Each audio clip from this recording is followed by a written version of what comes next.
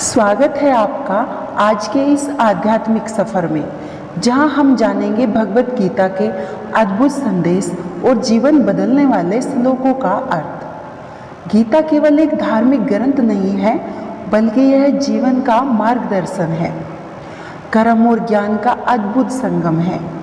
भगवान श्री कृष्ण कहते हैं, तुम्हारा अधिकार केवल कर्म करने में है, उसके फलों में नहीं। इसलिए कर्म के फल की इच्छा मत करो और न ही कर्म करने से विमुख हो। यह श्लोक हमें सिखाता है हमें अपने कर्तव्यों का पालन निष्ठा से करना है, बिना किसी फल की इच्छा के। कर्म करने से ही जीवन में संतुलन और शांति आती है। कृष्ण कहते हैं, जो व्यक्ति सभी इच्छाओं को त्याग कर बिना किसी आसक्ति के, बिना मेरा भाव और अहंकार के जीवन जीता है, वह शांति को प्राप्त करता है। कर्मों के न करने से मनुष्य निष्क्रियता को प्राप्त नहीं होता और न ही कर्मों के संन्यास से वह सिद्धि को प्राप्त करता। कृष्ण कहते हैं, जो व्यक्ति विषयों में मन लगाकर सोचता है, उसे उन विषयों के प्रति आसक्ति उत्पन्न होती है। आसक्ति से कामना उत्पन्न होती है और कामना से क्रोध आता है। जैसे इस शरीर में बाल्यावस्था, युवावस्था और वृद्धावस्था आती है, वैसे ही आत्मा के भी शरीर में आगमन और प्रस्थान होता है। इस कारण से मनुष्य को अपने सभी कर्मों में ज्ञान का समावेश करना चाहिए।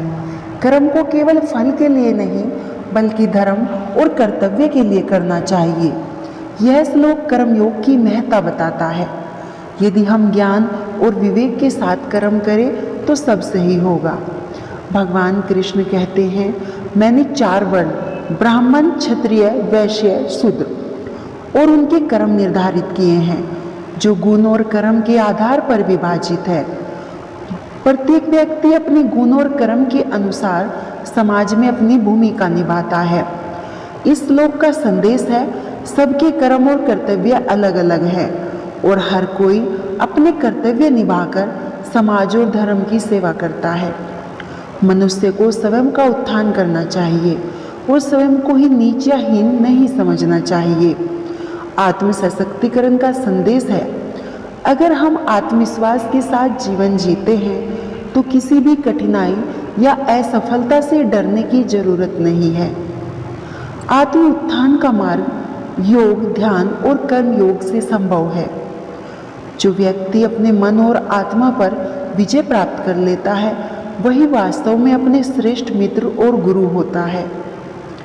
आत्मा पर विजय पाकर व्यक्ति मानसिक शांति, संतोष और मोक्ष की ओर बढ़ता है। भगवान श्री कृष्ण कहते हैं, सभी धर्मों और कर्तव्यों को त्याग कर केवल मेरी शरण में आओ, मैं तुम्हारे सभी पापों को नष्ट कर दूंगा और तुम्हें उद्धार प्रदान करूंगा। यह श्लोक भगवत गीता का सार और अंतिम संदेश है। जीवन के हर कठिन समय में ईश्वर पर पूर्ण विश्वास और समर्पण ही सफलता और मोक्ष की कुंजी है। यह हमें बताता है कि सच्चा भक्ति मार्ग कर्म और ज्ञान से होकर ही ईश्वर की शरण में पहुंचता है। जो व्यक्ति जानता है कि आत्मा को कोई नहीं मार सकता, जो इसे मरा समझता है, वह मूर्ख है। आत्मा अमर है और शरीर के जन्म मरण से स्वतंत्र है। मृत्यु केवल शरीर की होती है, आत्मा कभी नष्ट नहीं होती। इस श्लोक से हमें भयमुक्त होकर कर्म करने की प्रेरणा मिलती है। आत्मा कभी जन्म नहीं लेती, कभी मरती नहीं।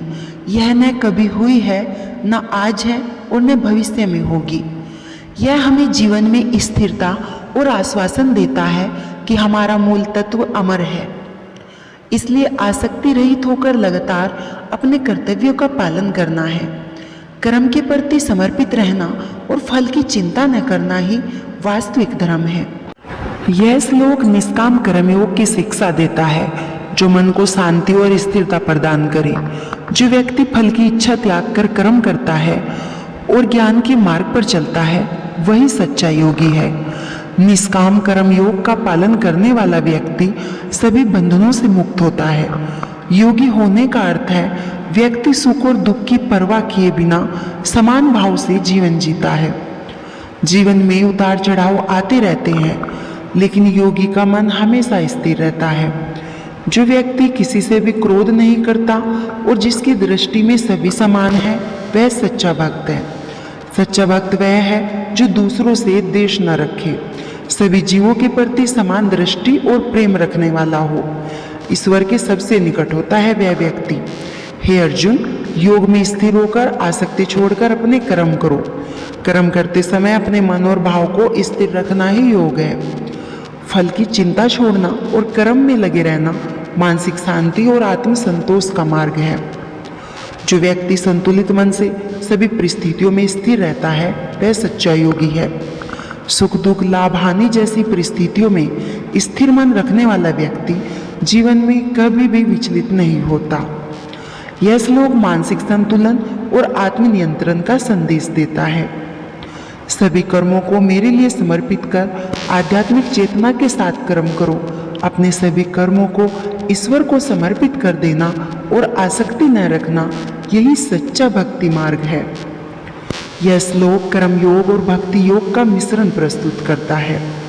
श्री कृष्ण कहते हैं, हे भारत, जब जब धर्म का ह्रास होता है और अधर्म की वृद्धि होती है, तब तब मैं अवतार लेता हूँ।